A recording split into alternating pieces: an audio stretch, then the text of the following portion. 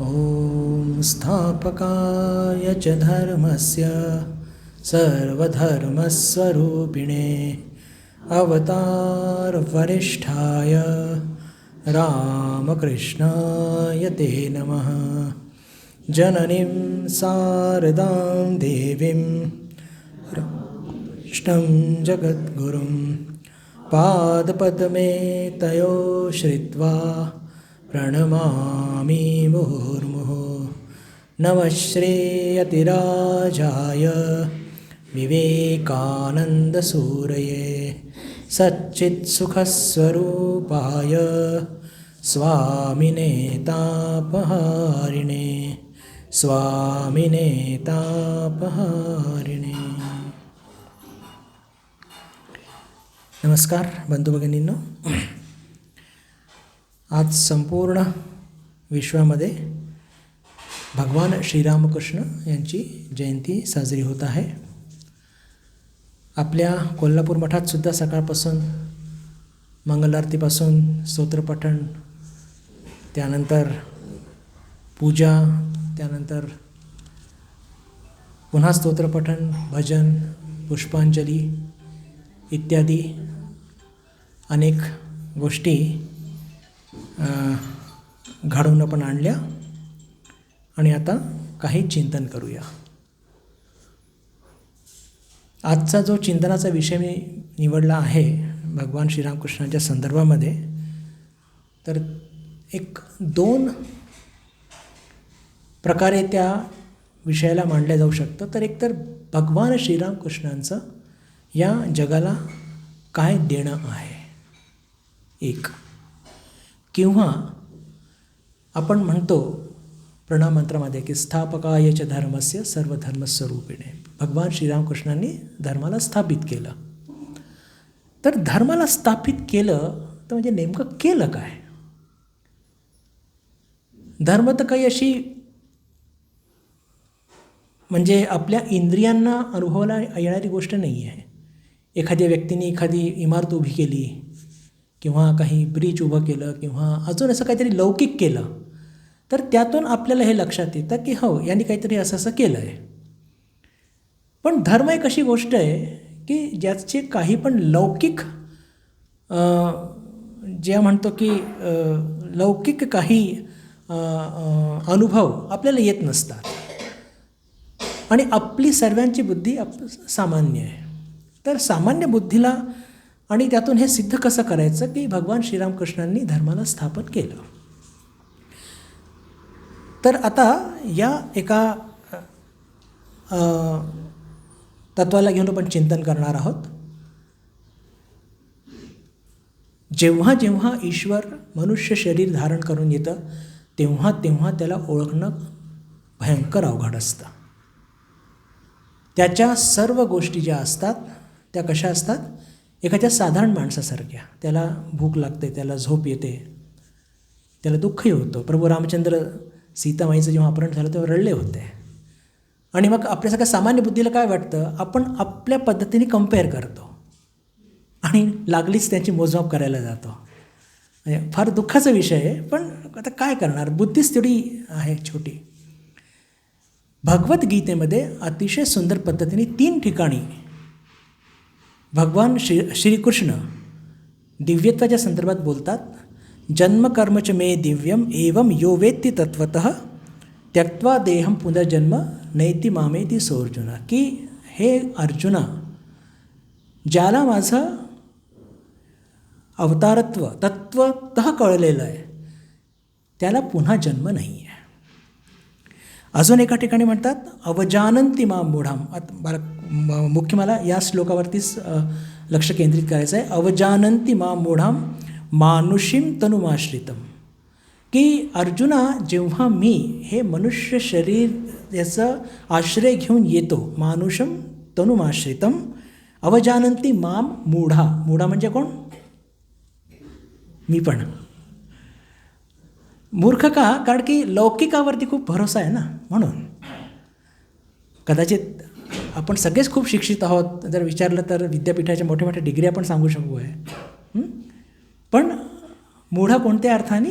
तर की नक्कीच आपल्याला या परतत्वाची तितकी जाण नाही आहे. अवजानंती मां मूढा मानुषीम तनुमाश्रितम. पुढे म्हणतात परम भावम अजानंतो मम भूत महेश्वरम. माझं पर स्वभाव, माझं परतत्व न जाणल्याने मी त्याला मूर्ख म्हणतोय आणि मी सगळ्या भूतांचा म्हणजे सगळ्या जीवांचा ईश्वर मी आहे. आणि धर्मस्थापनेचं कार्य हे नेहमीच पहा, संत आणि अवतारमध्ये हाच फरक असतो. अवतार नेहमी या धर्माला स्थापित करण्याकरता आलेले असतात.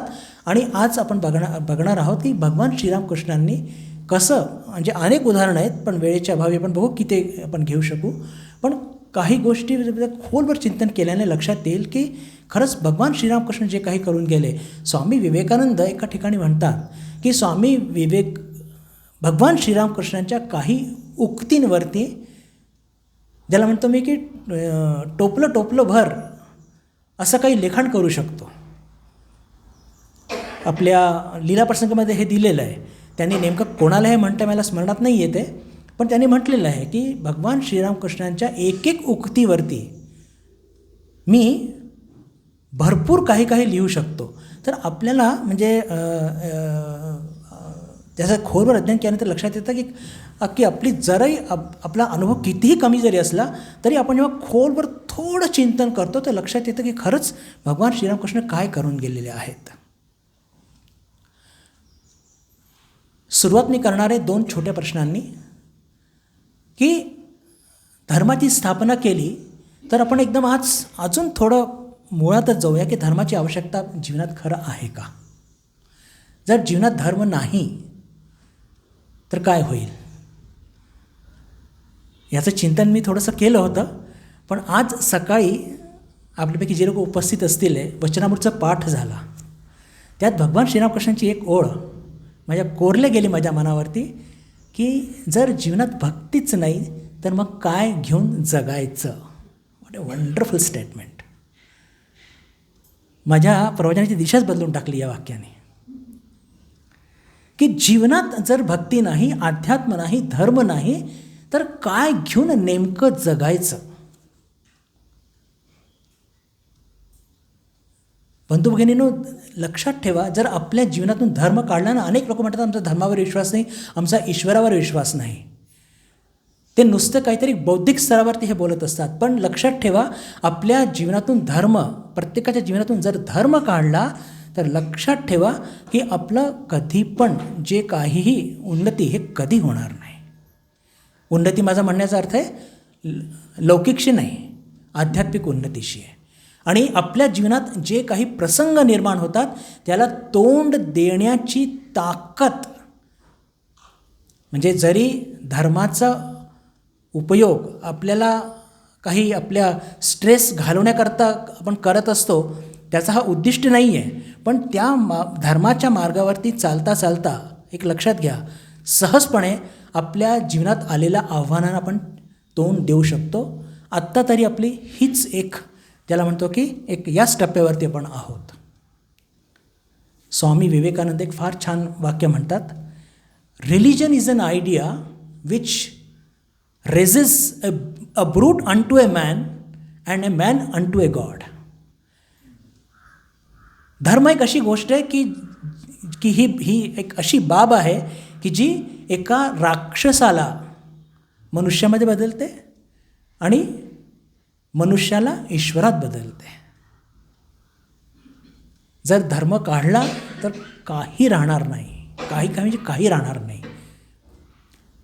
आणि या धर्माच्या स्थापनेकरताच अवतार येत असतात. या अवतारांच्या संदर्भात मी एक गोष्ट की जी आत्तापर्यंत मी त्याची चर्चा केलेली आहे, पण थोडी डिटेलमध्ये अजून मी करू इच्छितो की हे अवतार जे असतात, एक तर यांना ओळखणं खूप अवघड असतं, अत्यंत, का साधारण मनुष्यासारखे जगतात. पण यांच्या अवघ्या चारित्र्यामध्ये, प्रत्येक अवताराच्या चारित्र्यामध्ये 4 गोष्टी आपल्याला फार स्पष्टपणे बघायला मिळतात. सगळ्यात पहिली गोष्ट ती म्हणजे की त्यांचा आत्मविश्वास हा जबरदस्त दांडगा असतो. आता तुम्ही म्हणा की आत्मविश्वास दांडगा असणं म्हणजे यात काय फार असं काय असं ग्रेट आहे? किती तर चांगले हुशार मुलं असतात त्यांचा काय आत्मविश्वास असतो? मी त्या अर्थाने म्हणत नाही आहे. अवतारांचा आत्मविश्वास दांडगा असतो हे माझा म्हणण्याचा अर्थ काय आहे? कारण की या लौकिकावरती त्यांचा आत्मविश्वास नसतो. एखाद्याकडे खूप पैसा आहे, यश आहे, वैभव आहे, सत्ता आहे, या सगळ्या गोष्टींवरती त्या खूप आकड दाखवतो. पण चारी गोष्टी काढल्या तर एखाद्या फुग्याची हवा काढल्यासारखं होऊन जात होतो. पण आपण अवतारांच्या जीवनात बघतो, मग ते भगवान श्रीरामकृष्ण असो, भगवान महावीर असो, बुद्ध असो, ख्रिस्त असो, प्रभू रामचंद्र असो, शंकराचार्य असो, रामानुज असो, प्रत्येकाच्या जीवनामध्ये बघतो की कोणत्याही प्रकारची मॅलनकली, निराशा, हताशा ही कधी दिसत नाही. का? कारण की त्यांचा जो आत्मविश्वास असतो तो या जगाच्या नश्वरतेवरती असतो. Wonderful idea. ईश्वराच्या अस्तित्वावरती त्यांचा आत्मविश्वास असतो आणि तो कसा असतो? अढळ असतो. ईश्वर काय आहे? कधी पण म्हणजे ज्याला म्हणतो की ढळणारे नाही आहे, आणि ईश्वर आहे आणि हे जग संपूर्णपणे नश्वर आहे याच्यावरती त्यांचा विश्वास असतो. या अर्थाने म्हणतो आहे की त्यांचा आत्मविश्वास जबरदस्त दांडगा असतो आणि म्हणून त्यांच्याकडनं इतकी महान कृती होते. हा विचार माझ्या डोक्यात का आला की यांच्याकडनं इतकी महान कृती का होते आणि आपल्याकडनं महान कृती का होत नाही? थोडा मूर्खासारखा प्रश्न आहे. आता आपल्याला कसं कम्पेअर करायचं? का स्वामी विवेकानंद इतकं मोठं कार्य करू शकले? कारण की त्यांच्याकरता हे जग नश्वर आहे. या जगामध्ये मला हरवण्यासारखं काहीच नाही आहे, तर मी कोणाला घाबरू कशाला?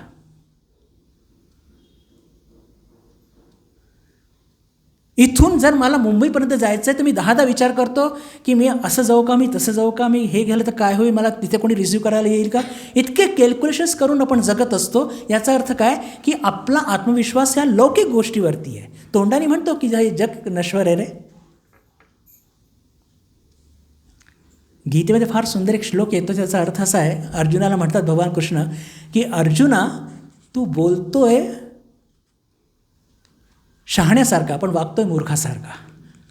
ही आपली गत आहे. म्हणून माझं म्हणण्याचा अर्थ काय की यांच्याकडनं इतके महान कार्य का होतात? स्वामी विवेकानंदांकरता, आपल्या स्वामीजींकरता हे जग भारतामध्ये मिथ्या होतं. त्यांनी इतकं कार्य केलं तरी मिथ्या होतं, आणि कार्य केल्यानंतरसुद्धा जग मिथ्याच होतं. इतके अपमान, छळ सगळे का सोसू शकले? आलेला प्रत्येक अपमानाला ते तोंड का देऊ शकले? कारण की त्यांच्याकडे जग नव्हतं, त्यांच्या ईश्वराच्या अस्तित्वावरती विश्वास होता. या अर्थाने मी म्हणत आहे की त्यांचा आत्मविश्वास फार दांडगा होता. या विषयावरती कधी संधी मिळाली तर पुन्हा चर्चा करूया. अत्यंत महत्त्वाचा विषय, तितक्या वेळ आज नाही देऊ शकणार. दुसऱ्या मुद्द्यावरती जाऊया. दुसरा मुद्दा म्हणजे दुसरा पॉईंट की प्रत्येक अवताराला आपल्या दिव्यत्वाची जाण ही नेहमी असते. आपल्या दिव्यत्वाची जाण, आपल्या दिव्यत्वाचं भान हे त्यांना नेहमी असतं. त्यांना सदा स्मरत असतं की मी कोण आहे. उदाहरण फक्त एकच देईन. श्रीमा शारदा देवी, अरूपानंदजी महाराज विचारतात, त्यांची पहिलीच भेट आहे, ते विचारतात की आई तुम्हाला तुमचं स्वरूप स्मरतं का? म्हणे हो. कधी कधी असं वाटतं की मी काय करत बसलेली इथे, मी कुठे वैकुंठामध्ये विष्णूबरोबर बसलेली आणि इथे काय हे सगळं घेऊन बसलेली आहे. पण तेवढ्यात कोणीतरी रडत रडत येतं आणि मी सगळं विसरून जाते. म्हणण्याचा अर्थ काय की अवतारांना आपल्या स्वरूपाचे भान, जाण ही नेहमी असते. हे त्यांचं दुसरं वैशिष्ट्य झालं. तिसरं की त्यांना ते कधी पण ते कोणत्या कार्याकरता इथे आलेले आहेत हे ते कधी विसरत नाही. अवतार कोणत्या कार्याकरता आलेले आहेत हे कधी, धर्मस्थापनेच्या कार्याकरता ते आलेले आहेत, आणि प्रत्येक त्यांचा श्वास हा फक्त धर्मस्थापनेकरताच असतो आणि त्याच्याशिवाय दुसरं ते काहीही करत नाही. म्हणजेच आपल्या उद्दिष्टाशी कधी भरकटत नाही. ही फार मोठी गोष्ट आहे बरं.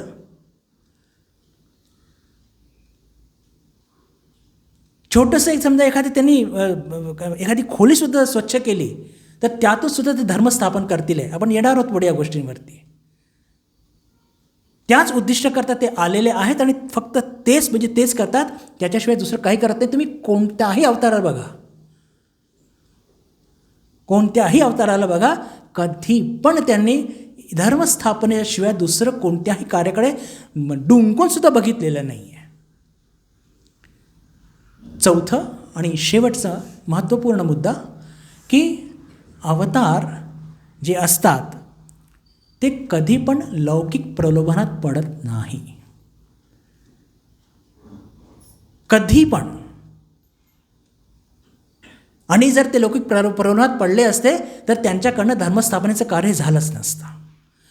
तर हे 4 वैशिष्ट्य घेऊन आपण आज कसं भगवान श्रीरामकृष्णांनी धर्माची स्थापना केली किंवा त्यांचं ज्या विश्वाला काय देणं आहे याच्यावर थोडं चिंतन करण्याचा प्रयत्न करूया. तर प्रश्न जो की भगवान श्रीरामकृष्णांनी धर्मस्थापन केलं म्हणजे नेमकं केलं तरी काय, हे जर आपल्याला समजून घ्यायचं असेल तर सगळ्यात पहिले आपल्याला भारताची जी तत्कालीन परिस्थिती होती जेव्हा भगवान श्रीरामकृष्ण जन्माला आले त्याच्याचं थोडा एक अध्ययन करावा लागेल. पार्श्वभूमी आपल्याला तयार करावी लागेल. त्याच्यानंतरच आपल्याला एक नीटपणे आपण समजू शकू की भगवान श्रीरामकृष्ण हे अवतार का होते आणि त्यांनी धर्मस्थापन कसं केलं. 1836चा तो काळ, त्याच्या आधी जवळपास 1000 वर्षाची गुलामी भारताने भोगली, त्याच्यानंतरसुद्धा भोगली. 1947मध्ये देश आपला आझाद झाला, पण त्याच्या आधी भारताची जी परिस्थिती होती अत्यंत विकट होती. संपूर्ण समाज, भारतीय समाज हा छोट्या छोट्या संस्थानांमध्ये विभक्त होता आणि हे संस्थानसुद्धा स्वार्थाच्या कारणाकरता एकमेकांशी भांडत होते. समाजामध्ये कोणत्याही प्रकारची सुसूत्रता नव्हती. मी हे मुद्दाम का सांगतोय की पहा, की जेव्हा एक काळ होता की भारताला सोने की चिडिया असं म्हणत होते, त्याचं कारण काय की संपूर्ण जे भारतीय जीवन होतं ते इतकं ज्याला म्हणतो की धर्मकेंद्रित होतं की मग ते राजकारण असो, समाजकारण असो, अर्थकारण असो, सामाजिक बांधिलकी असो किंवा जीवनातला कोणताही डायमेन्शन असो, प्रत्येक गोष्टी धर्माला घेऊन होती. म्हणून भारतामध्ये सुबत्ता खूप होती आणि धर्मसुद्धा तितकाच शिगेवरती गेला होता. मी हे सेंटेन्स रिपीट करू इच्छितो. भारत को सोने की चिड़िया क्यों कहा जाता था? क्योंकि धर्म उसका केंद्र बिंदू था. भारताचं समाजकारण, भारताचं राजकारण, भारताचं अर्थकारण, भारताची सामाजिक बांधिलकी, कोणत्याही तुम्ही क्षेत्रात त्याला बघा, प्रत्येक गोष्टीमध्ये धर्म हा केंद्रबिंदू होता. म्हणून भारतामध्ये सुबत्तता आणि त्याच्याच बरोबर आध्यात्मिक उन्नती आणि लौकिक उन्नती ही दोन्ही हातामध्ये हात घालून पुढे गेली होती आणि म्हणून बोलते थे की भारत सोने की चिडिया आहे. पण परिवर्ती काळामध्ये घडलं असं की धर्माच्या चुकीच्या इंटरप्रिटेशनमुळे आणि परकीयांनी आपल्यावरती आक्रमण केले, ज्याला योग्य प्रतिसाद देऊ शकलो नाही आणि म्हणून परकीयांनी आपल्यावरती राज्य केलं आणि त्याचा दुष्परिणाम असा होत गेला की 1100 वर्षाची गुलामी भोगल्यानंतर संपूर्ण, आता 1100 वर्ष हा कालखंड तुम्ही कल्पना करा, खूप मोठा आहे, तेही पूर्ण समाजाकरता. आणि त्यातून काय घडलं की संपूर्ण समाज, पूर्ण भारतीय समाज हा आत्मश्रद्धा विहीन झाला. I beg your attention. हे आत्मश्रद्धा विहीन होणं म्हणजे काय असतं? आपल्या घरामध्ये एखादा मुलगा जर त्याचा कॉन्फिडन्स कमी असेल तर त्याचा कॉन्फिडन्स रेस करण्याकरता आपल्याला किती मेहनत घ्यावी लागते. पण इथे पूर्णच्या पूर्ण भारतीय समाज हा आत्मश्रद्धा विहीन झालेला आहे. आत्मश्रद्धा विहीन झाला त्याचा अर्थ काय असतो? आत्मश्रद्धा विहीन झाला म्हणजे की त्याला स्वतःचे काही मतं नसतात, त्याला स्वतःची मतं नसतात आणि इतरांच्या मताला तो मान्यता देतो. समोरचं काहीही म्हणो, तो म्हणतो हो तुझंच बरोबर आहे. 1100 वर्ष जेव्हा परक्यांनी राज्य केलं आपल्यावरती, तर त्याचा दुष्परिणाम समाजावरती झाला की आपण संपूर्णपणे ते जे म्हणतील तेच योग्य आणि आपलं जे काही आहे ते सगळं खराब. आणि त्यातून काय झालं, विशेष करून ब्रिटिश काळामध्ये त्यांनी आपल्यावरती एक विचार थोपवला की आमचा धर्म, किंवा आमचा धर्म म्हणण्यापेक्षा त्यांनी ब्रिटिशांनी थोपवलं की तुमचा धर्म हा अत्यंत निकृष्ट, कुचकामी, निकामी आहे. का? अरे जर तुमचा धर्म चांगला असता तर 1100 वर्ष तुमच्यावरती आम्ही राज्य केलं असतं का? एवढंच नव्हे, जरा लक्ष द्या बरं, एक खूप गंभीर विचार आहे की प्रत्येक वेळेस ते काय म्हणायचे की पहा, आम्ही तुमच्यावरती राज्य का करत आहोत? चुकीच्या धर्मामुळे, तुमच्या चुकीच्या वागणुकीमुळे तुमची ही दुरवस्था झालेली आहे. आणि त्यांच्याकडे सत्ता, वैभव, पैसा सगळं काही होतं, तर आपल्याला काय वाटायचं 1100 वर्षी गुलामी भोगल्यानंतर की अरे खरंच तर यांच्याकडे सगळं काही आहे, आपल्याकडे काहीच नाही. म्हणजे हे जे म्हणतात आहे की आपला धर्म निकामा आहे, तर ते आपण मान्य करून घेतलं. पहा, जीवनामध्ये इंडिव्हिज्युअलच्या लाईफमध्ये, व्यक्तिगत जीवनामध्ये अशी परिस्थिती येते, एखाद्या मुलाचा कॉन्फिडन्स लूज झाला तर तो इकडे तिकडे बिचूल जे म्हणतो सगळे लोकांची मान्यता द्यायला तयार असतो तो. आणि ही स्थिती संपूर्ण भारताची झाली की तो आत्मश्रद्धा विहीन झाला. आणि त्यातून काय झालं की जे काही परकीय म्हणतात की तुमचा धर्म फालतू आहे आणि त्याला आपण मान्यता दिली, ही सगळ्यात मोठी ज्याला म्हणतो की आपल्या अवनतीचं, ज्याला म्हणतो ना की डाऊनफॉल, हायेस्ट और लोएस्ट, तर हाच होता. त्यांनी म्हटलं आणि आपण ऐकलं, त्यांनी म्हटलं आणि आपण ऐकलं. ही सगळ्यात मोठी ज्याला म्हणतो की आपल्या भारतीय सनातन संस्कृतीचा हा सगळ्यात मोठा ऱ्हास होता, मला असं वाटतं. यालाच म्हणतात आत्मश्रद्धा विहीन होणं. आणि अशाच एका संक्रांती काळामध्ये भगवान श्रीरामकृष्णांचा जन्म होतो की जेव्हा म्हणजे धर्माला, सनातन संस्कृतीला, मी धर्म आणि संस्कृती दोन गोष्टींचा मी उल्लेख करणार आहे की धर्म आणि संस्कृती ही दोन्ही गोष्टी हातातून हात घेऊन चालते. जर धर्माचा ऱ्हास झाला आहे तर संस्कृतीचा ऱ्हास झाल्याशिवाय होणार नाही, आणि संस्कृतीचा जर ऱ्हास होतो तर धर्माचा पण ऱ्हास झाल्याशिवाय होणार नाही. आणि जेव्हा ती बिलकुल त्याच्या लोएस्ट पॉईंटवरती जाऊन पोहोचली, त्याच संक्रांती काळावरती, त्याच संधी काळावरती भगवान श्रीरामकृष्णाचा जन्म होतो. आणि मी त्यांच्या त्या 12 वर्षाच्या खडतर तपस्येच्या संदर्भात जास्त बोलत नाही, कारण की मला विषय दुसरा मांडायचा आहे की त्यांनी धर्माची स्थापना कशी केली. त्यांनी धर्माची स्थापना कशी केली आणि 12 वर्षाची त्यांची खडतर तपस्येमध्ये त्यांनी तंत्रपद्धतीने, वैष्णव पद्धतीने, पंचभाव ज्याला म्हणतो, शांत, दास्य, सख्य, वात्सल्य, याची चर्चा आपण इथे केलेली आहे. या सगळ्यांच्या माध्यमातून त्यांनी साधना केली आणि प्रत्येक साधनाच्या शिगेवरती जाऊन पोहोचून त्यांनी ईश्वरच सत्य, बाकी सर्व असत्य हे तत्त्व आपल्या अनुभूतीस त्यांनी आणले. आता अनुभूतीस आणल्यानंतर भगवान श्रीरामकृष्ण आता धर्मस्थापनेकरता किंवा आपल्या 12 वर्षाच्या खडतर तपस्येनंतर त्यांनी जे काही प्राप्त केलं ते आता इतरांना द्यायला तयार आहेत. आणि बिलकुल अशाच वेळेस ज्याला म्हणतो की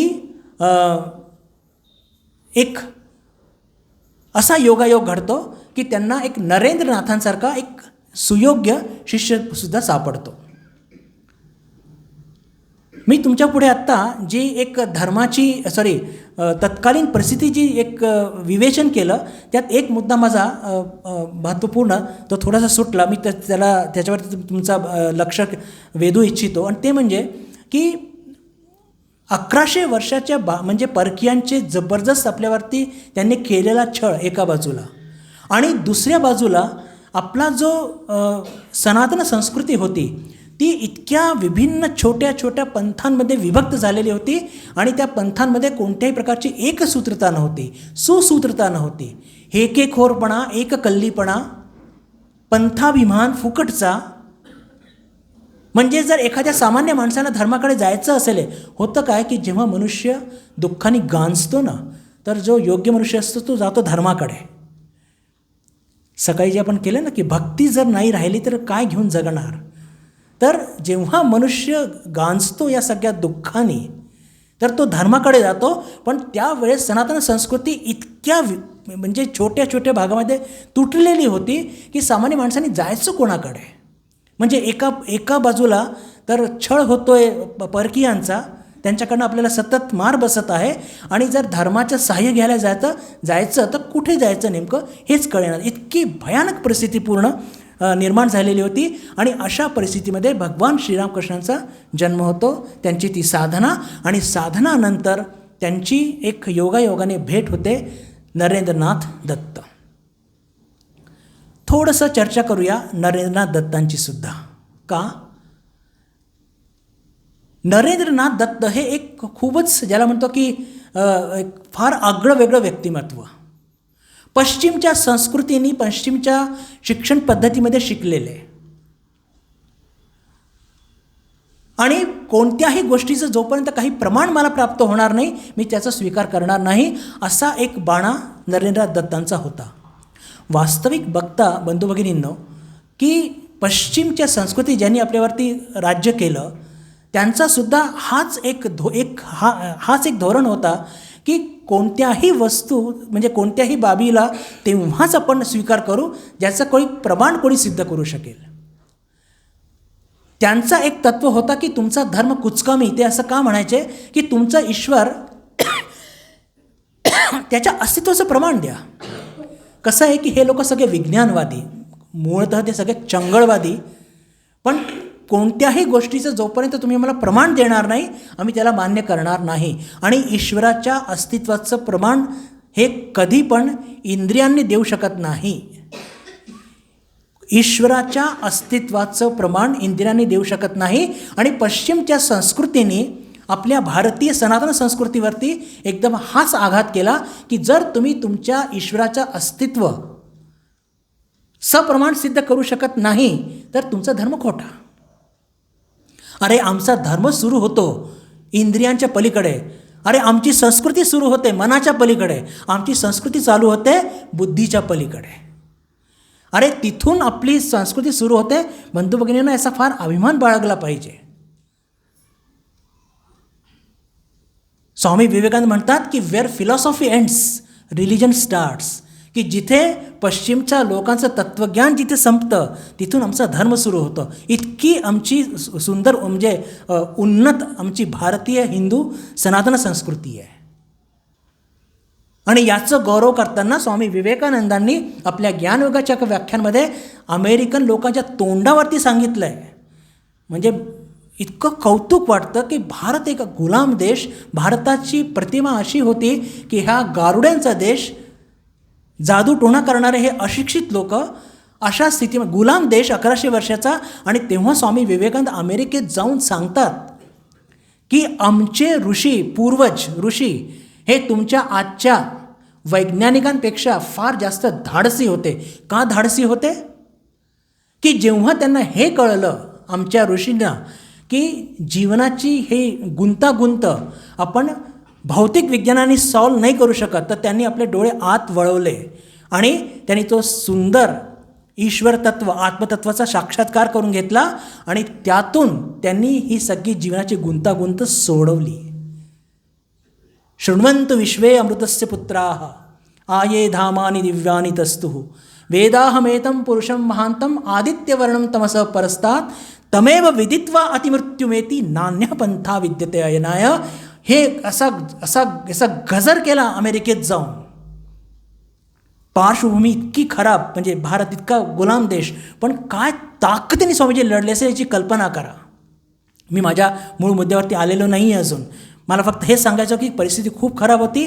स्वामी भगवान श्रीरामकृष्णाचा जन्म होतो, सुयोग्य शिष्य त्यांना लाभतो. आणि नरेंद्रनाथ कसं आहे की नरेंद्रनाथसुद्धा त्यांची शिक्षण जे झालं आहे हे पश्चिमच्या संस्कृतीमध्ये झालेलं आहे. पण ईश्वर एक त्यांचं वैशिष्ट्य जे होतं की ईश्वरप्राप्तीची त्यांना जबरदस्त तळमळ होती. आणि पश्चिमच्या संस्कृतीच्या प्रभावामुळे त्यांनी काय केलं की त्यांना वाटलं की खूप सारी पुस्तकं वाचली म्हणजे ईश्वर लाभ होईल. आणि म्हणून त्यांनी कांट, स्पिनोझा, शोपेनहार जे सापडले सगळे वाचले, पण शांती कुठे मिळते?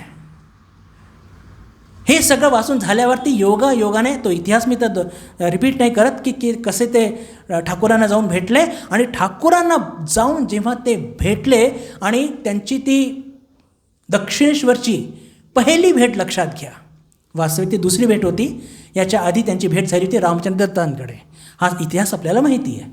तर दुसरी भेट आणि त्या भेटीमध्ये त्यांच्या संवादामध्ये तो थेट प्रश्न विचारतात भगवान श्रीरामकृष्णांना नरेंद्रनाथ दत्त. याच्या आधी त्यांनी हा प्रश्न अनेकांना विचारला होता. त्यांना एका प्रकारचं भूतानी झपाटलं होतं. त्यांना एक अशी व्यक्ती पाहिजे होती की ज्यांनी आपल्या जीवनात ईश्वर बघितलेला आहे. कांट, स्पिनोझा, शोपेनहावर हे सगळं वाचल्यानंतर त्यांना जेव्हा शांती नाही मिळाली तर ते सगळ्यात दूर इकडे इतस्तत भटकत भटकत जिथे कोणी संत सापडतोय, जिथे कोणी साधक सापडतोय, जाऊन एकच प्रश्न, काय महाशय तुम्ही ईश्वराला बघितलं आहे का? पण प्रत्येक ठिकाणी नकारच मिळाला. आणि जेव्हा ते भेटतात भगवान श्रीरामकृष्णांशी आणि त्या संवादामध्ये ते थेट प्रश्न विचारतात की काय महाशय आपण ईश्वराला बघितलं आहे का? आणि तेव्हा ते एक पूर्ण ज्याला म्हणतो की विश्वाला हलवून देणारं उत्तर की होय, मी ईश्वराला बघितलं आहे. जितक्या स्पष्टपणे मी तुला बघत आहे त्याच्याही पेक्षा स्पष्टपणे मी ईश्वराला बघितलं आहे. ईश्वराशी बोलता येतं, ईश्वराशी संवाद साधता येतं, पण ईश्वर पाहिजे कोणाला? लोक स्त्री पुत्रांकरता घागरी घागरी अश्रू ढाळतात, पण ईश्वराकरता रडतं कोण? बंधू भगिनींनो, मला असं वाटतं हे एक वाक्य, हे जे एक उत्तर 4 की 5 वाक्यांचं, हे वाक्य जेव्हा मुखातून आलं भगवान श्रीरामकृष्णांचं, तर त्यातूनच हिंदू सनातन संस्कृतीचा त्याला पुनर्जीवन, पुनर्चैतन्य प्राप्त झालं आणि यातूनच हिंदू धर्माची पुनर्स्थापना झालेली आहे. आणि जे प्रश्न पण घेऊन सुरुवात केली होती की भगवान श्रीरामकृष्णांनी नेमकं धर्मस्थापना केली म्हणजे काय केलं, तर मला असं वाटतं हे उत्तर जेव्हा भगवान श्रीरामकृष्णांनी दिलं तर या उत्तरातून काय झालं तर हिंदू धर्माची स्थापना झाली. कशी झाली? अरे हे एक फार मोठं एक चपराक होती, एक थप्पड होता. कोणाला? त्या सगळ्या विज्ञानवादींना, त्या सगळ्या चंगळवादींना, त्या सगळ्या जडवादींना की जे आमच्या धर्माला शिव्या घालत होते. ज्यांना प्रमाण पाहिजे, ईश्वराच्या अस्तित्वाचं प्रमाण ज्यांना पाहिजे होतं, त्यांना एक अशी व्यक्ती सापडली की जी बिलकुल छाती ठोकपणे अवताराच्या दांडग्या आत्मविश्वासाने सांगू शकत होती की हो, मी ईश्वर बघितलं आहे. आणि एवढंच नाही, तू जी इच्छा असेल तर तू सुद्धा माझ्या रस्त्यावर चाल, तुला सुद्धा ईश्वर दाखवतो. इतक्या कॉन्फिडन्सली सांगणारा जर कोणी अवतार होता तर ते भगवान श्रीरामकृष्ण. आणि मला पूर्ण ताकदीने वाटतं बंधू भगिनींनो की हिंदू धर्माची ही पुनर्स्थापना होती.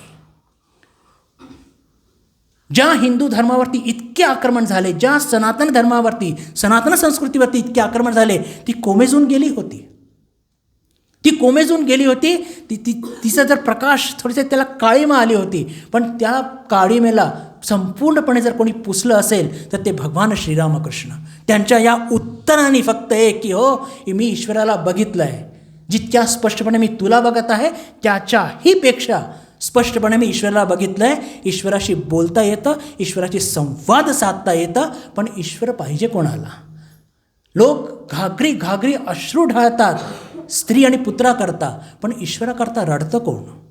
पहा, भगवान श्रीरामकृष्णांनी फक्त एक प्रमाणच नाही दिलं की ईश्वराचं अस्तित्वाचं, पण ईश्वर कसा प्राप्त करता येतो त्याचा मार्गसुद्धा दाखवून दिलेला आहे. बंधू भगिनींनो, या उत्तराचं आपण थोडं विश्लेषण करूया. आणि तो उत्तराचं विश्लेषण करूया म्हणजे काय करूया की या उत्तराचे परिणाम हे कुठे झाले, भारतावरती काय झाले आणि पश्चिममध्ये काय झाले. अतिशय महत्त्वाचं आहे बरं. मी काही फक्त भावनेच्या आवेशात हे सगळं बोलत नाही आहे, पण जेव्हा चिंतन करतो तर डोकं गरगरायला लागतं की अरे खरंच आपले ठाकूर काय करून गेलेले आहेत फक्त ते एका त्या उत्तराने.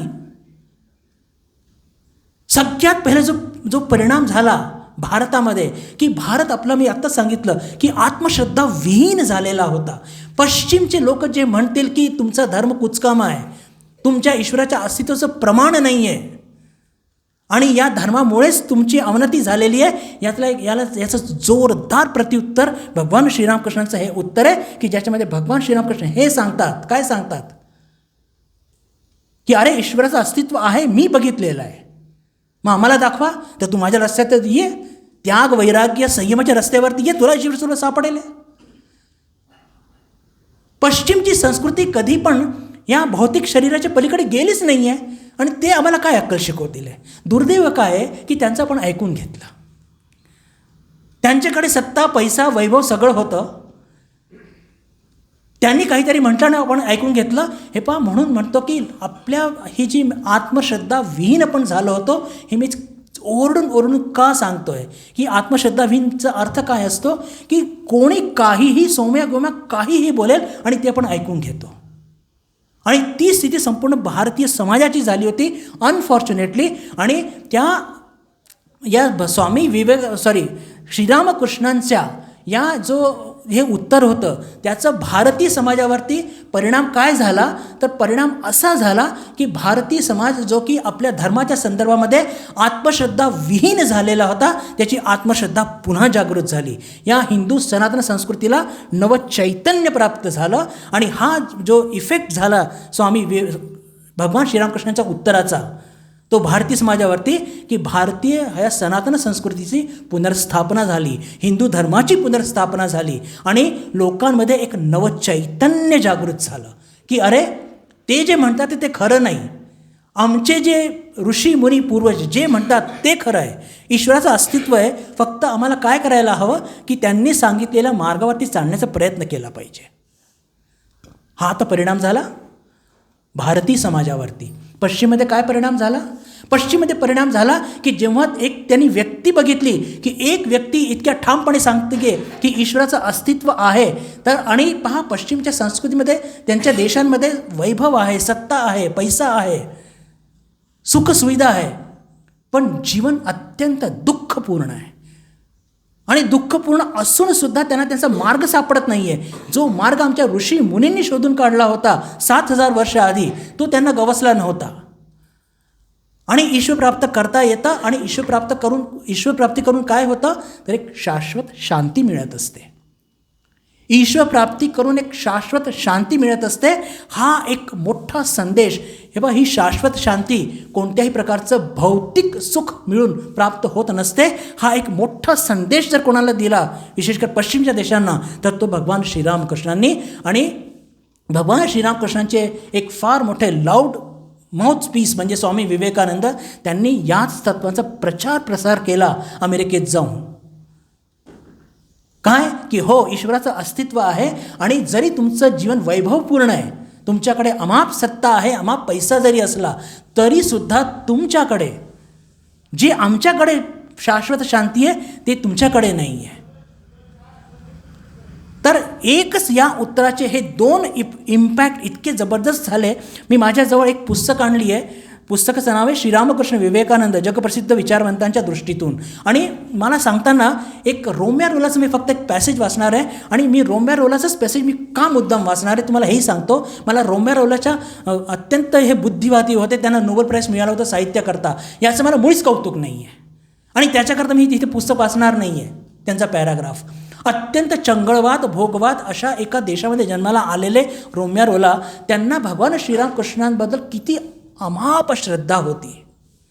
जेव्हा त्यांनी त्यांचं चरित्र वाचलं, त्यांच्या मनामध्ये एक किंतूसुद्धा निर्माण झाला नाही आणि त्यांनी भल्लं मोठं पुस्तक Shri Ramakrishna and his universal message असं लिहिलेलं आहे. त्या पुस्तकातल्या इंट्रोडक्शनमधल्या काही ओळी मला स्मरणात होत्या आणि काल बायचान्स त्या मला मिळाल्या. मी तुमच्या पुढे मुद्दाम ते वाचू का इच्छितो, हे सांगण्याकरता की भगवान श्रीरामकृष्णांनी जे उत्तर दिलं स्वामी विवेकानंदांना की हो ईश्वर आहे, ईश्वर बघता येतं, जितक्या स्पष्टपणे मी तुला बघत आहे त्याच्यापेक्षाही स्पष्टपणे ईश्वर मी बघितलेलं आहे. या उत्तराचा इम्पॅक्ट काय झाला, तर तो आपल्याला त्या रोम्या रोलांच्या त्यांनी जे पुस्तक लिहिलं भगवान श्रीरामकृष्णांवरती त्याच्या सुरुवातीलाच बघायला मिळतं. इंट्रोडक्शनमध्ये हे मराठी ट्रान्सलेशन आहे, मी तुमच्या पुढे जसंच्या तसं वाचतो. ज्या व्यक्तीची प्रतिमा मी आता आपल्या पुढे साकार करणार आहे, तिचे जीवन म्हणजे 30 कोटी लोकांच्या 2000 वर्षाच्या आध्यात्मिक जीवनाचा परिपाक होता. काय सेंटेन्स आहे, चिंतन करा की भगवान श्रीरामकृष्ण हे काय जगले. तर ते म्हणतात की 30 कोटी लोकांच्या म्हणजे जे 30 कोटी हिंदू लोकांच्या जे धार्मिक जीवन जगतात आणि ते पण किती वर्षाकरता 2000 वर्षाचा आध्यात्मिक जीवनाचा परिपाक होता. 40 वर्षापूर्वी त्यांचे देहावसान झाले असले तरी त्यांचा आत्मा आधुनिक भारतात चैतन्य फुलवित आहे. What just now I said is absolutely correct. त्यांच्या त्या वाक्याने संपूर्ण भारतामध्ये चैतन्य जागृत झालं आहे, त्यांनी धर्माची स्थापना केली आहे. एक्झॅक्टली हे वाक्य फ्रान्सचा हा रायटर भगवान श्रीरामकृष्णांनी देह सोडल्याच्या 40 वर्षानंतर हे वाक्य तो लिहितो आहे. पुढे मी वाचतो. ही व्यक्ती म्हणजे बंगालातील एक आडगावचा ब्राह्मण. त्याचे दृश्य जीवन हे तसे सीमित होते. म्हणतो ना, अवतार समन्वयशावर आला ना, काही ओळखू शकत नाही. आपल्या सगळं खातात, पितात, बोलतात, भूक लागते, कदाचित हट्ट करतील, रागवतात सुद्धा. त्यांचे दृश्य जीवन हे तसे सीमित होते. त्यात नेत्रदीपक असे काहीही नव्हते. राजकीय व सामाजिक वर्तुळात न बसणारे असे हे एक सामान्य जीवन होते. काय वाक्य बघा. साधारणपणे आपण काहीतरी सामाजिक काहीतरी स्टेटस प्राप्त झालं, काहीतरी राजनैतिक काहीतरी हे केलं, अशा लोकांना आपण मान्यता देतो. पण ठाकूरांनी काही केलं का असं? मी प्रत्येकाला प्रश्न विचारतो. ठाकूरांनी काही सामाजिक काही घडवलं का? ठाकूरांनी काही राजकारण केलं का? मग तरी ही जी नोबेल प्राईज विनर, एक नोबेल लॉरिएट, त्यांच्याबद्दल काय वाक्य ते उद्गारती आहे की राजकीय व सामाजिक वर्तुळात न बसणारे असे हे एक सामान्य जीवन होते, परंतु त्यांचे आध्यात्मिक जीवन हे साऱ्या मानवतेला, मी हे शब्द मुद्दाम का रिपीट करतो आहे की भगवान श्रीरामकृष्णांचं हे जे उत्तर हे फक्त भारतापुरतं नव्हतं, हे फक्त सनातन धर्म स्थापित करण्याकरता नव्हतं, तर हे संपूर्ण जगामध्ये धर्म स्थापित करण्याकरता होतं. संपूर्ण जगामध्ये हे काही साधंसुधं उत्तर नव्हतं, लक्षात घ्या. त्यांचे आध्यात्मिक जीवन हे साऱ्या मानवतेला व दिव्यत्वाला स्पर्श करणारे ठरले. दिव्य शक्तीच्या, चैतन्याच्या अखंड स्रोत बनलेले हे जीवन होते. आणि ते अखंड स्रोत आजसुद्धा म्हणजे जीवित आहे. त्याचं प्रमाण काय, तर आज इतके लोक गोळा झाले तिथे संपूर्ण भारतामध्ये, संपूर्ण विश्वामध्ये. भारतामध्ये कशाला, जिथे जिथे रामकृष्ण मठाचे जे भावधारा केंद्र आहेत, जे आपले सेंटर्स आहेत, तिथे आज सकाळपासून काय सगळं एक लाट आलेली आहे. तर म्हणण्याचा अर्थ काय बंधू भगिनींनो, की भगवान श्रीरामकृष्णांच्या या एका उत्तराने भारतावरती तर त्याचा जबरदस्त प्रभाव पडला की चैतन्य जागृत झालं आणि पश्चिमच्या लोकांना दिलासा मिळाला. पश्चिमच्या लोकांना एक पाठिंबा मिळाला की या लौकिक जीवनाच्या पलीकडे सुद्धा काही जीवन आहे आणि शाश्वत शांती तिथेच आहे. हा दिलासा सगळ्यात मोठा त्यांना प्राप्त झाला, हे आपल्याला लक्षात येतं. पुन्हा थोडंसं आपण जाऊया नरेंद्रनाथांकडे. भगवान श्रीरामकृष्णांनी म्हटलं की हो, मी ईश्वर बघितला आहे. नरेंद्रनाथांनी मानून घेतलं का? हो, थोडं कीस काढूया. नाही, कारण की ते पश्चिमच्या शिक्षण पद्धतीला रिप्रेझेंट करणारे होते. पण त्यांचं एक वैशिष्ट्य काय होतं की ईश्वरप्राप्तीची त्यांना जबरदस्त तळमळ होती. हे एक खूपच आगळी वेगळे एक व्यक्तिमत्व होतं. अत्यंत स्पष्ट वक्तेपणा, थोडा बेफिक्रीपणासुद्धा होता. तर जेव्हा भगवान श्रीरामकृष्णांनी म्हटलं की हो, मी ईश्वराला बघितलं आहे, तर याच्या प्रति उत्तरमध्ये स्वतः नरेंद्रनाथ सांगतात की त्यांच्यामध्ये, त्यांच्या व्यक्तिमत्वामध्ये दोन गोष्टी मला खूप स्पष्टपणे आढळल्या. एक तर त्यांची ईश्वरप्राप्तीकरता असणारी प्रामाणिक तळमळ, त्यांची ईश्वरप्राप्तीकरता असलेली त्यांची एक जबरदस्त त्यांची एक आध्यात्मिक तळमळ एक. आणि दुसरं की त्यांच्या म्हणजे त्यांच्यामध्ये असलेली एक धर्माप्रती किंवा धर्म स्थापित करण्याप्रती त्यांची जी एक इच्छाशक्ती इतकी दृढ होती की या जे काही सत्य मला गवसले आहेत त्याचा प्रचार प्रसार मी कसं करू शकतो. आता पहा, प्रचार प्रसार करण्याचे माध्यम अनेक होऊ शकतात. आमच्यासारखे नवशिखीय किंवा ज्याला म्हणजे तुटपुंजी आहे व्याख्यान देतात, पण ठाकूरांनी कधी व्याख्यान नाही दिलं आहे. त्यांच्या धर्मस्थापनेच्या ज्या काही मेथड्स होत्या त्या एकदम फार आगळ्या वेगळ्या होत्या. एकदम आगळ्या वेगळ्या होत्या. आणि एक अजून जी गोष्ट त्यांना आढळली नरेंद्रनाथांना की ईश्वरप्राप्तीकरता असा त्याग, एक तर तळमळ, धर्मस्थापनेकरता त्यांची उत्कट इच्छा, आणि तिसरं म्हणजे की त्यांचा त्याग, इतका असा जबरदस्त त्याग त्यांनी अजून कुठे बघितला नाही. म्हणजे अजूनही नरेंद्रनाथांनी हे स्वीकार केलेलं नाही आहे की यांनी खरंच ईश्वर बघितलेला आहे. आणि मला असं वाटतं बंधू भगिनींनो की नरेंद्रनाथ हे जे व्यक्तिमत्व आहे हे इतकं जबरदस्त एक रिप्रेझेंटेशन आहे. कसलं रिप्रेझेंटेशन आहे? त्यावेळेसच्या समाजाचं एकदम ॲब्सोल्युटली करेक्ट रिप्रेझेंटेशन आहे. तर आता आपण बघितलं की ठाकूरांच्या त्या उत्तराचं इम्पॅक्ट काय झालं भारतावरती आणि पश्चिमच्या देशावरती.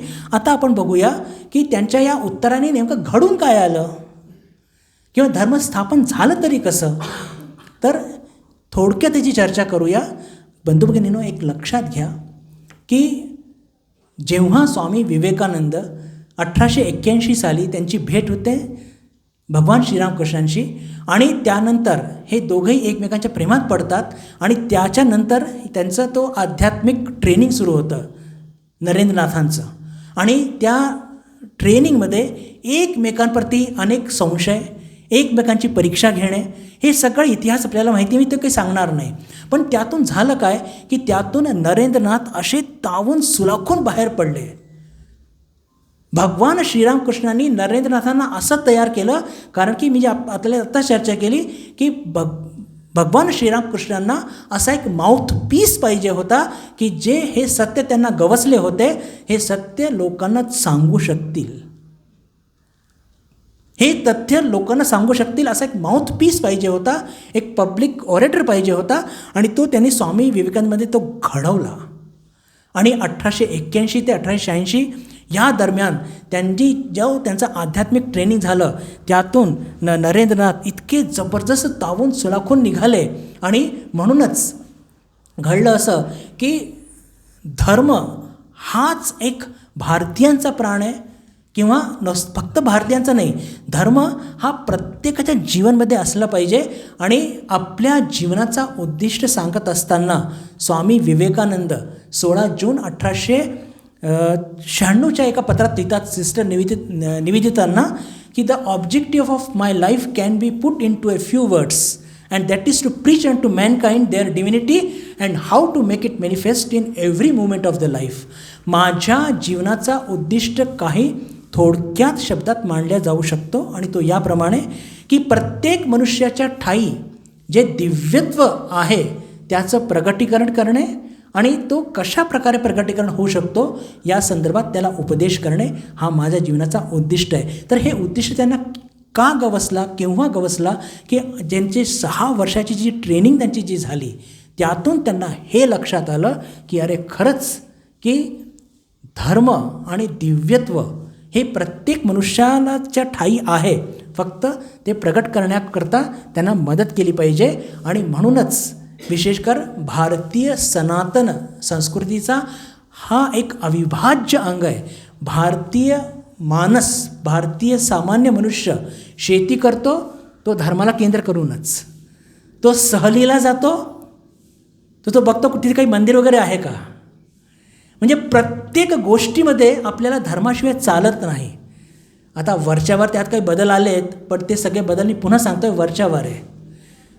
आजही तुम्ही कुठेही जा तर कुठेतरी धर्माशिवाय, एखाद्या मूर्तीशिवाय आपलं काही भागत नाही.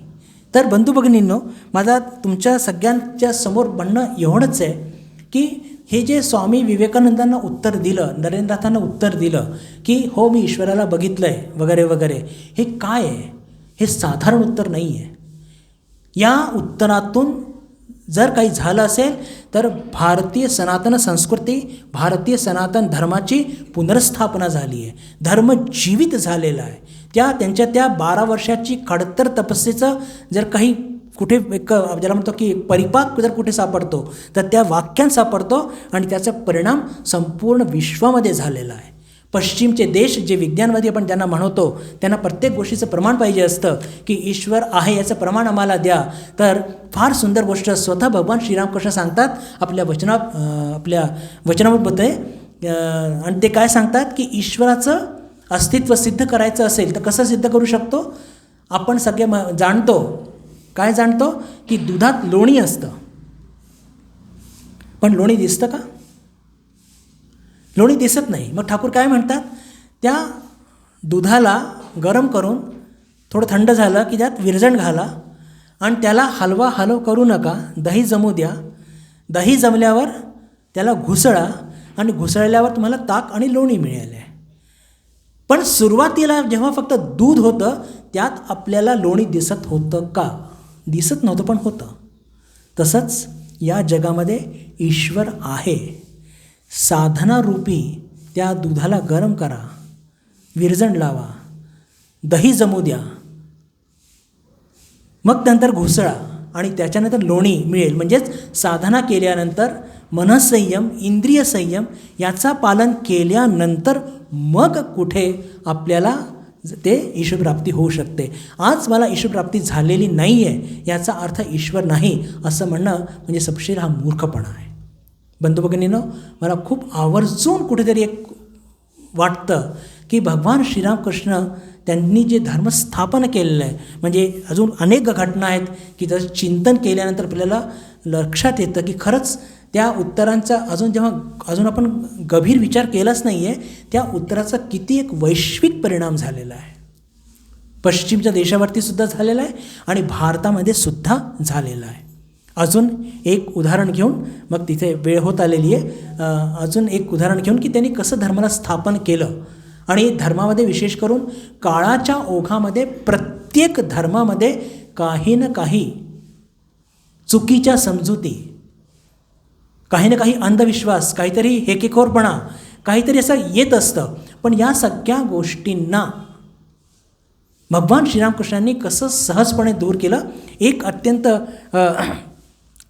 बोलकं उदाहरण आपल्यापुढे मी मांडू इच्छितो आणि ते म्हणजे की पश्चिमच्या संस्कृतीच्या प्रभावाने नरेंद्रनाथ दत्त हे मूर्तीपूजेला सुरुवातीला मानत नव्हते. आणि एवढंच नव्हे तर ते भगवान श्रीरामकृष्णांची खिल्ली उडवायचे की हे जातात मंदिरात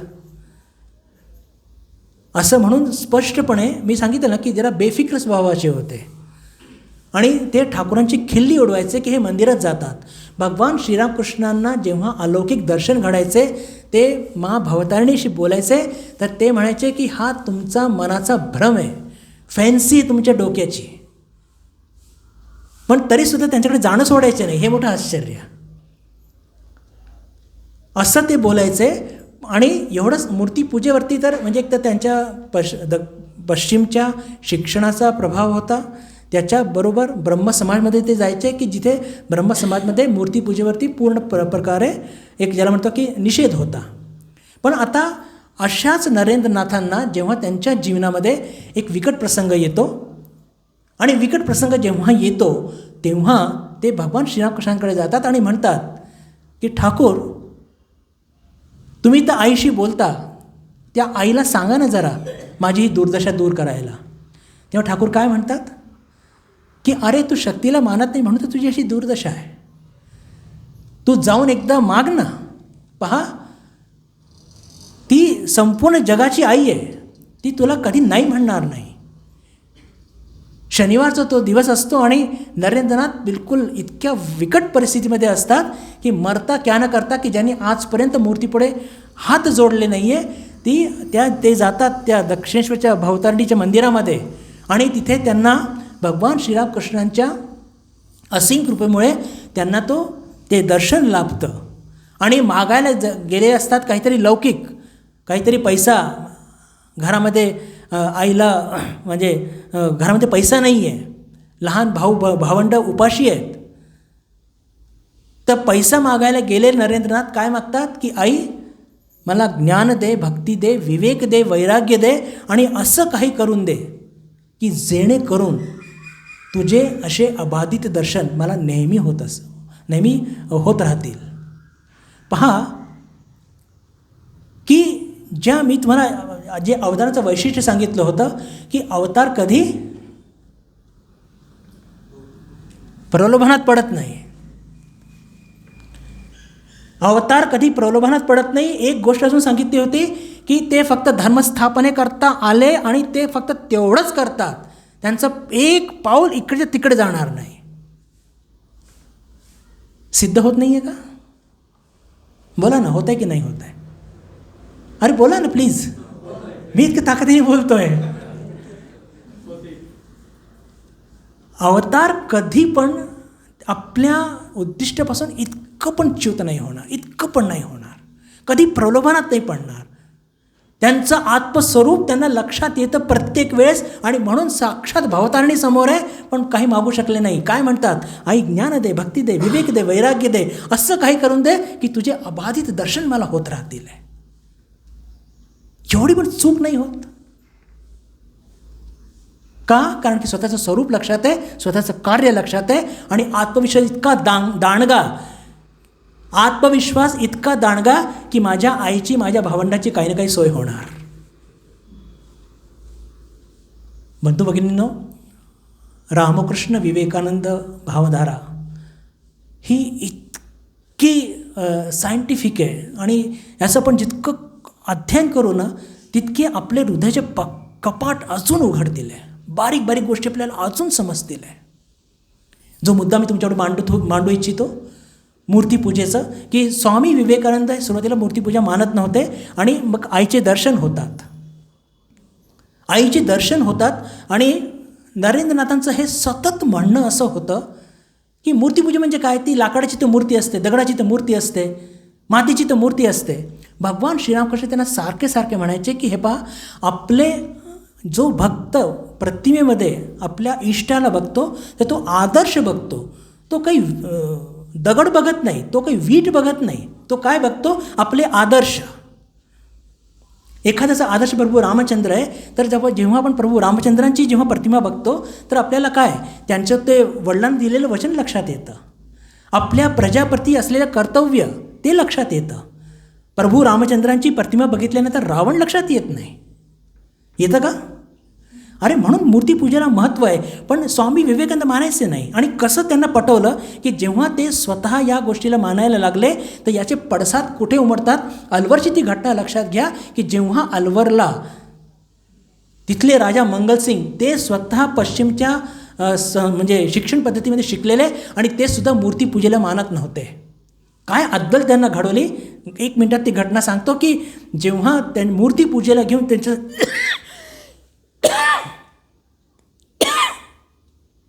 मूर्तीपूजेला घेऊन त्यांचा संवाद सुरू असताना लागलीच नरेंद्रनाथ म्हणजे स्वामी विवेकानंद काय म्हणतात, त्या मंत्रीला म्हणतात की मंत्री भाषा ही प्रतिमा कोणाची आहे. म्हणजे आमच्या राजाची आहे. त्या प्रतिमेला काढा. ते काढतात आणि म्हणतात जमिनीवर ठेवा. म्हणजे मुळीच नाही ठेवणार. स्वामीजी आर्ग्युमेंट करतात त्यात आहे काय, नुसतं लाकूड आहे, त्याच्यावरती काही रंगरंगोटी केलेली आहे. तुमचे राजस्थ म्हणतात की प्रतिमा म्हणजे काय, नुसतं लाकूड किंवा काहीतरी मातीच तर असते, दगडच असतो. काय राजेसाहेब तुमचं काय म्हणणं आहे. राजेसाहेब चूप आहे, काय बोलणार. मंत्री काही केला ती फोटो खालती ठेवायला तयार नाही. स्वामीजी त्यांना बाध्य करू इच्छिते की तू खालती ठेव. आणि एवढंच नाही की त्या प्रतिमेवरती थुंक. ऐकल्यानंतर तर मंत्री चिडून जातात, कसं काय शक्य आहे. मग पुन्हा स्वामीजी आर्ग्युमेंट करतात की हा तुमचे राजस्थ म्हणतात प्रतिमा म्हणजे काय, लाकूड आहे, त्याच्यावरती काही रंग केलेलं आहे, त्याच्यावरती थुंकायला काय हरकत आहे. जेव्हा बिलकुल टोकावरती जाऊन ते मंत्री पूर्ण विरोध करतात तेव्हा स्वामी म्हणतात बघितलं राजेसाहेब, जरी या प्रतिमेमध्ये तुम्ही नाहीत, फक्त एक लाकुडे आणि काही रंग आहेत, पण या प्रतिमेला बघून त्यांना तुमची आठवण येते आणि तुमच्याप्रती आदर आहे म्हणून ते आदर व्यक्त करतात. तर जेव्हा एखादा साधक आपल्या जीवनामध्ये एखादी प्रतिमाला पूजा करतो म्हणजे काय की त्याच्यामध्ये असलेले जे आदर्श असतात त्या आदर्शी पुनरावृत्ती करतो. बंधू भगिनींनो, आपण लहान मुलांना आपण म्हणतो की रामरक्षा म्हणा वगैरे वगैरे, बरोबर की का म्हणा. ती आदर्शाची नेहमी एक उजळणी होते आणि रामरक्षा म्हणून आपल्या आतमध्ये असलेले जे राम आहे ते जागृत होतात, आपल्या आतमध्ये असलेलं दिव्यत्व जागृत होत असतं. तर मूर्तीपूजा किंवा प्रतिमापूजा त्यातून काय होत असतं. भगवान श्रीरामकृष्णांना बघितल्यानंतर आपल्याला कंस आठवत नाही, त्यांचं ते दिव्य प्रेमळ स्वरूप, की त्यांचं जे अनकंडिशनल लव, त्यांचं ते अटी शर्ती विनाचं प्रेम हेच आपल्याला आठवतं. माताजीकडे बघून काय लक्षात येतं की त्यांचंसुद्धा ते अटी शर्ती विनाचं प्रेमच लक्षात येतं. म्हणून ती प्रतिमापूजा ही स्थापित कोणी केली, हे भगवान श्रीरामकृष्णांनी नरेंद्रनाथांच्या माध्यमातून ती स्थापित केली. आणि म्हणून आज हे पुन्हा ही संस्कृती की जवळपास 7,000 वर्ष जुनी आपली संस्कृती, आणि या संस्कृतीमध्ये मूर्तीपूजेला इतकं महत्त्व काय आहे, कारण की सामान्य माणसाला एकदम निराकारवरती जाणवणं अशक्य आहे.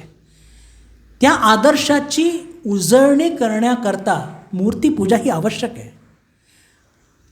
जेव्हा आपण आपल्या भगवान श्रीरामकृष्णांच्या प्रतिमेला पुजतो तर आपले भाव काय असतात की अरे माझ्या ठाकूरांना आज थंडी आहे, थोडं गरम पाण्याने त्यांना हे करू. यातून काय होतं हे पहा, एका अर्थाने म्हटलं तर what is so great about it, असं नाही आहे.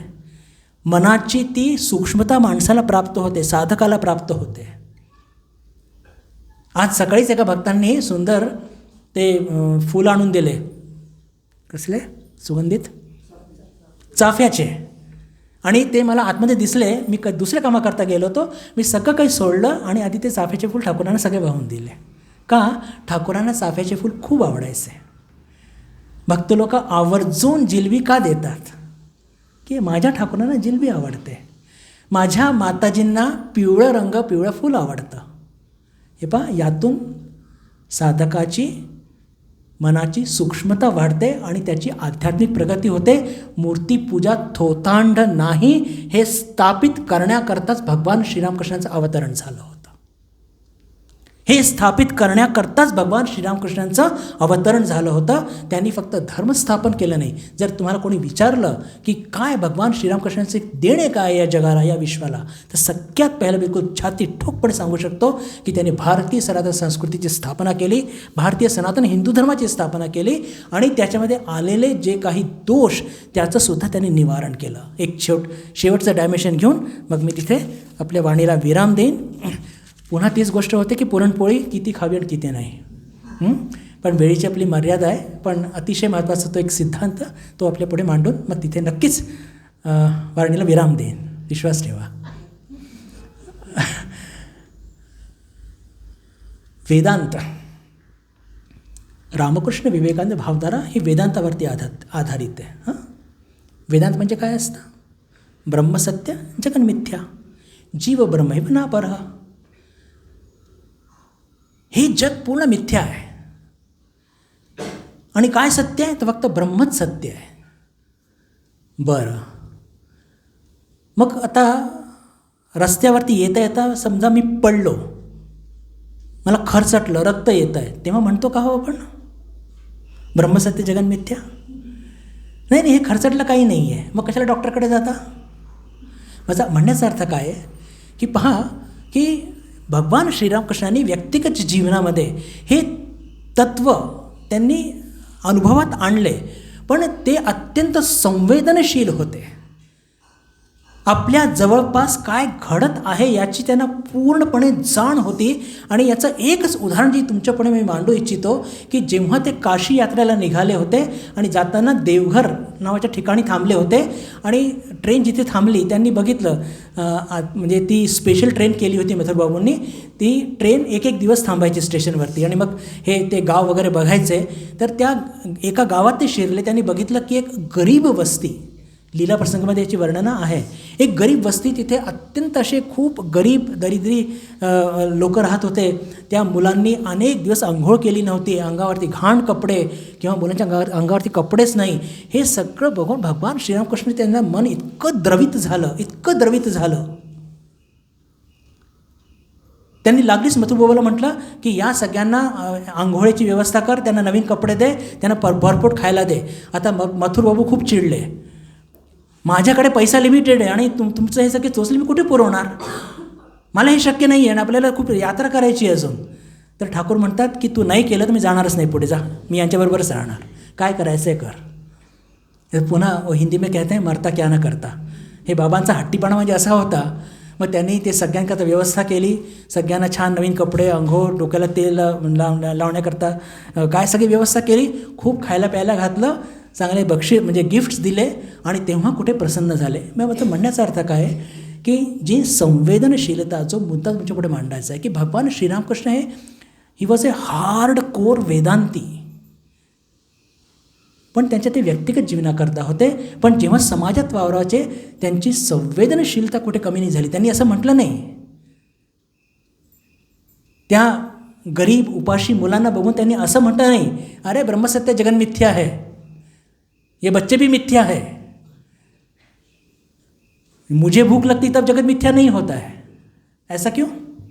मेरा कहने का क्या मतलब है, माझा काय म्हणण्याचा अर्थ आहे की भगवान श्रीरामकृष्ण हे वेदांती होते, पण हे अतिशय संवेदनशील होते आणि त्यांच्या व्यक्तिगत जीवनामध्ये नक्कीच ते वेदांती होते. त्यांचा जेव्हा कधी अपमान झालेला आहे ते अपमान सहजपणे गिळू शकत होते का? हलधारी नावाचा एक पुजारी, त्यांनी त्यांचा खूप अपमान केला, त्यांना आपल्या पायाने त्यांच्या श्री अंगाला मारलं होतं. हा इतिहास तुम्हाला माहिती आहे. इतका मोठा अपमान का सहन करू शकले भगवान श्रीरामकृष्ण? कारण की त्यावेळेस त्यांनी तो सिद्धांत आपल्यावरती लावला, ब्रह्मसत्य जगन मिथ्या. पण लक्षात घ्या की जेव्हा इतरांची पाळी येते त्यांनी अजून हे ब्रह्मसत्य जगन मिथ्या ही स्टेज गाठली नाही आहे, आणि ती स्टेज गाठली नाही आहे म्हणूनच त्यांना मथुर, त्यांना खायला दे, प्यायला दे, कपडे दे, तरच मी पुढे जाणार. भगवान श्रीरामकृष्णांचा वेदांत जो आहे ना तो शुष्क नाही आहे, तो अत्यंत संवेदनशील आहे. बंधू भगिनींनो, 3 मुद्दे रिपीट करून थांबूया की सगळ्यात पहिलं की भगवान श्रीरामकृष्णांनी आपल्या त्या उत्तराने, जे पहिलंच उत्तर आहे, काय केलं तर धर्मस्थापना केलं. त्याचा पडसाद संपूर्ण विश्वामध्ये इतके पडले की पश्चिमचे जे भोगवादी आणि बुद्धिवादी जे सगळे लोक होते त्यांनासुद्धा भगवान श्रीरामकृष्णांवरती काही लिहावंसं वाटलं. एक. दुसरं जे अतिशय महत्त्वाचं की ज्या धर्मामध्ये आलेल्या अनेक प्रकारचा ओंगळपणा, म्हणजे मूर्तीपूजेवरती लोक टीका टिप्पणी करायचे, त्या गोष्टीचं निरसन, अशा अनेक गोष्टी, बरं आता आपल्या या एका वर्गामध्ये सगळ्या गोष्टी येऊ शकत नाही. आणि तिसरे म्हणजे भगवान श्रीरामकृष्ण हे जरी वेदांती होते पण त्यांचा वेदांत शुष्क नव्हता, ते अत्यंत संवेदनशील होते. आपल्या अवतीभोवती काय घडते याची पूर्ण दखल ते घ्यायचे. तर भगवान श्रीरामकृष्णांच्या आजच्या या शुभदिनी आपण त्यांच्या चरणी प्रार्थना करूया की त्यांनी आपल्या जीवनात जी खडतर साधना केली, त्यांचे जे पावित्र्य त्यांनी गाठलं, मनःसंयम, इंद्रिय संयम जे गाठलं, त्याची प्रेरणा आम्हा सर्वांना मिळो. त्यांचे आशीर्वाद, माताजींचे आशीर्वाद, स्वामीजींचे आशीर्वाद आमच्या सर्वांवरती खूप वर्षत राहोत आणि आमची खूप आध्यात्मिक उन्नती हो, अशी प्रार्थना करून माझ्या वाणीला मी इथेच विराम देतो. ओम शांती शांती शांती. हरि ओम तत्सत.